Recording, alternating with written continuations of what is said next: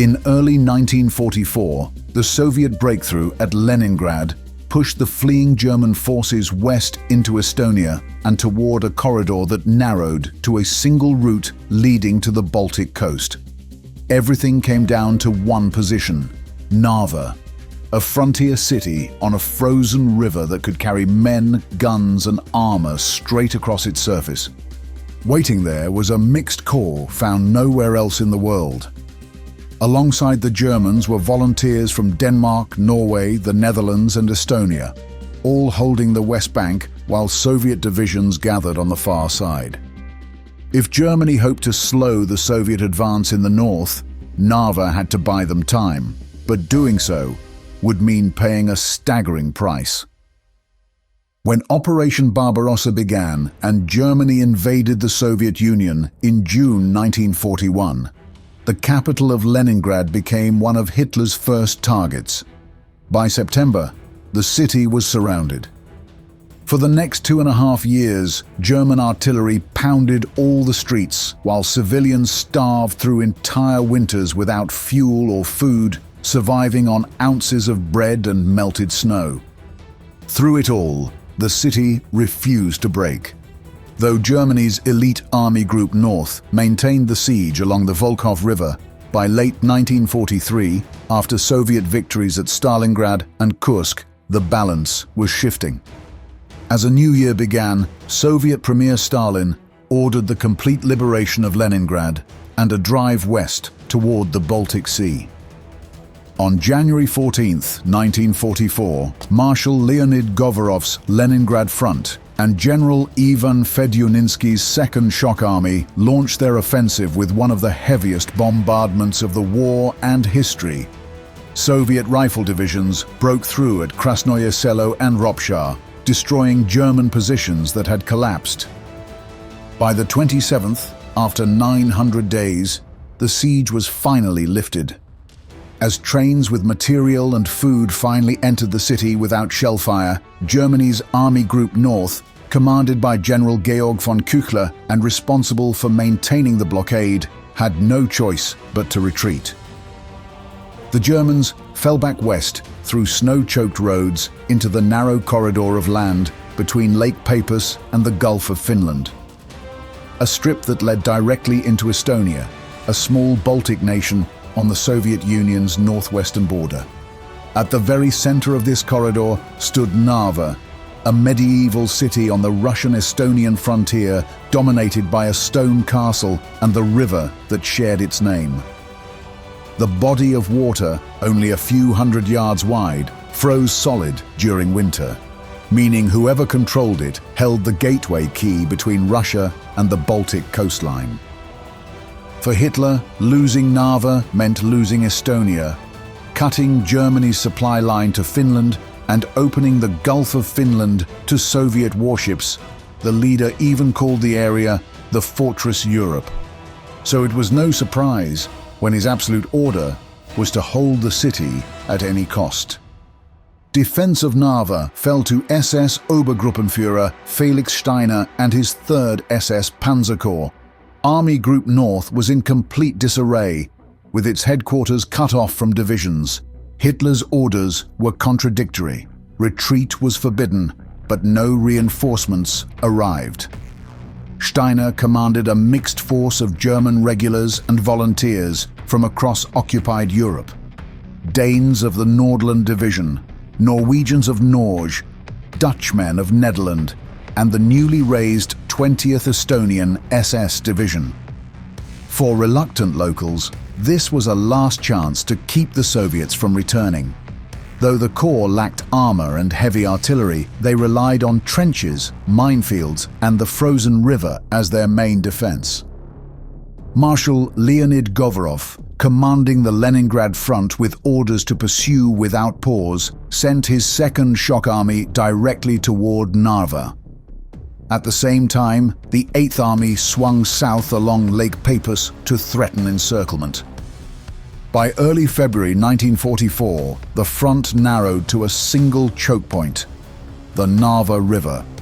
Germans dug gun pits along the west bank and turned the medieval castle into a command post, Bridges were wired for demolition.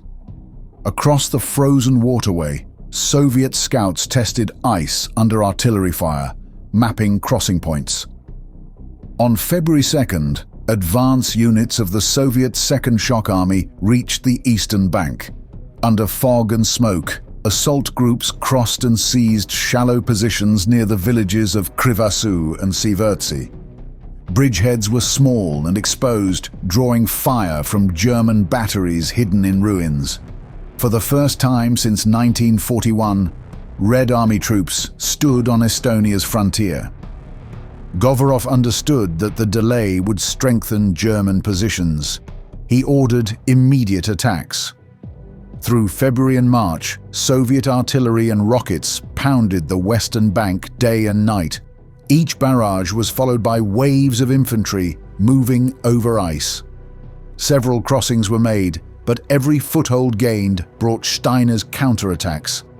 Tiger tanks and self-propelled guns fired directly across the river, breaking bridges and scattering troops.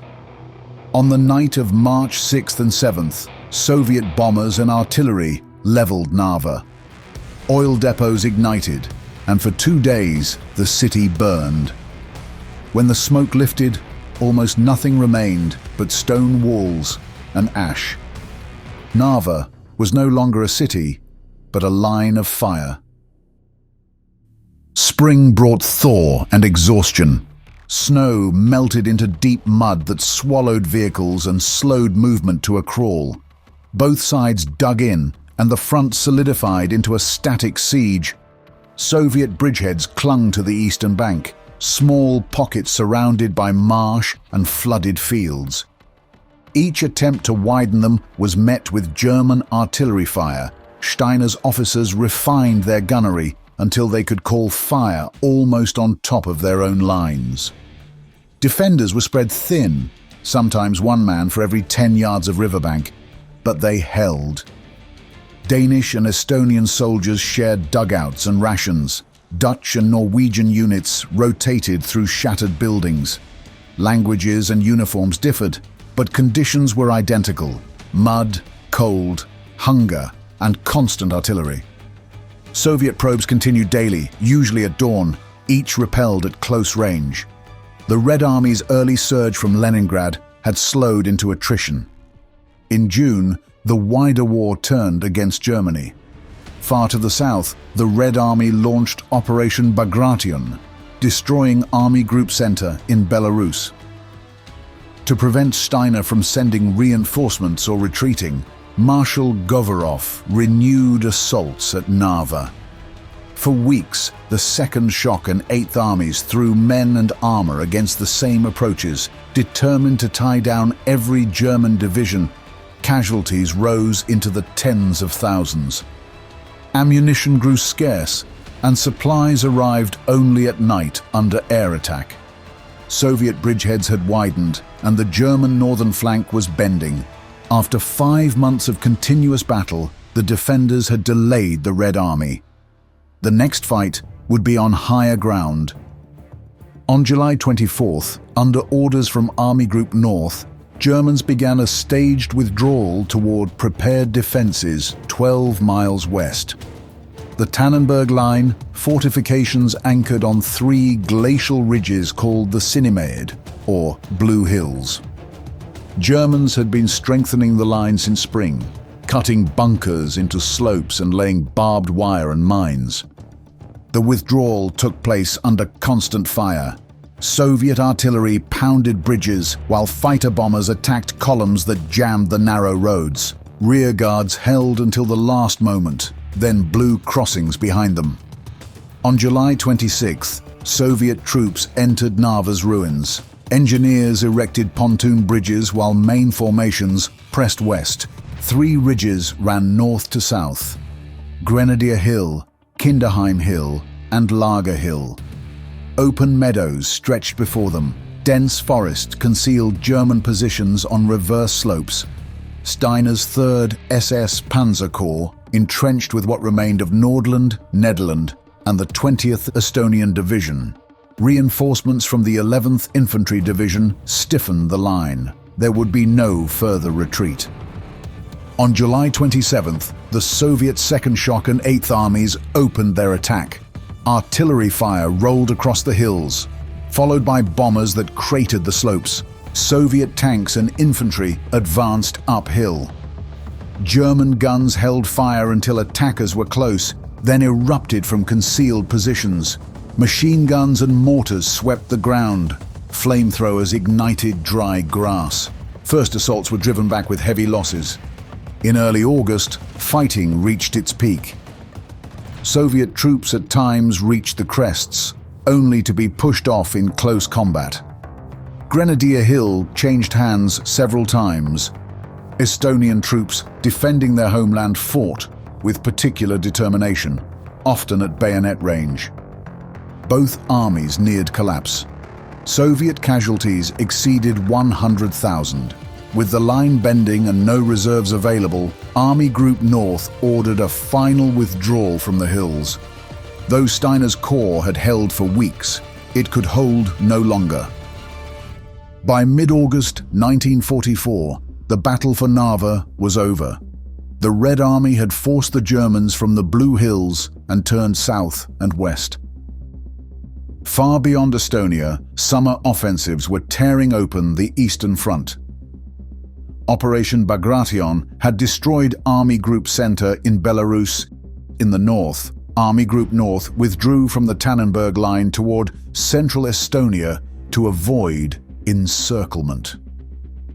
Rear guards mined roads and demolished bridges as they fell back toward Tallinn.